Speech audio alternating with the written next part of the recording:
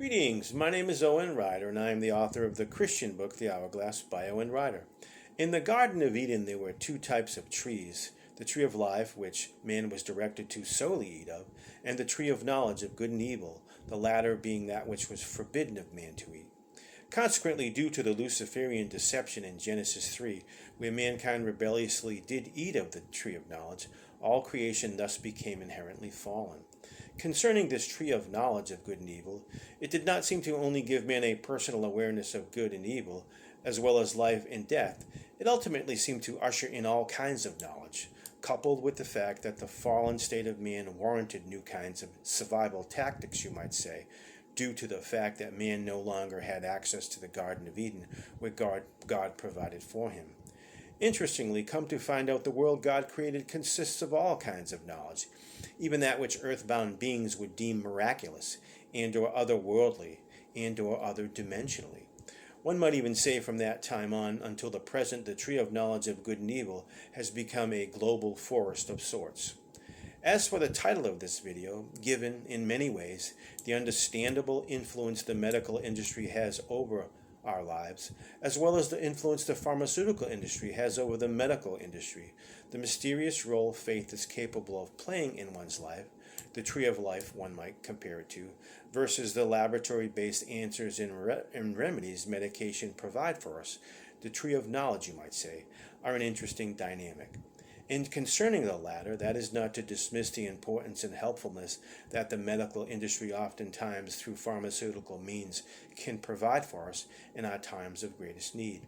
At the same time, the quality of our food also seems to be an issue these days, as so-called processed foods, tree of knowledge again, seems to not have the nutritional value as natural foods, tree of life. And it seems in some cases even naturally grown foods are being compromised in the growth process. Either way, it seems because of the fall of man, as well as the fall of creation, our well-being continues to be compromised in an all too acceptable manner. Be that as it may, we are still possessors of a free will, and when it comes to life and health choices, we can make the healthiest choices available, and do it all by faith in our Creator and His Son, our Savior, who are ultimately over it all.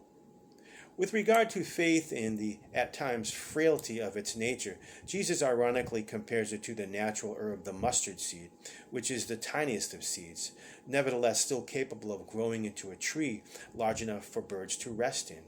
In the Gospel of Matthew, in the 17th chapter, he makes mention of this seed and says that our faith need not be any bigger than the mustard seed, and yet still have the power to move mountains. Mountains here refer to the problems we can encounter in life that challenge our faith, which brings us to those things that can influence our faith for good or bad. Such things may even come from Christian teaching that leans more toward legalism and or the subtle suggestion that we are not good enough, as opposed to the not-so-subtle affirmation that indeed Christ has finished the victorious work of redemption, and we must by faith meditate on that doctrinal truth like a shipwrecked victim adrift at sea clinging for survival's sake.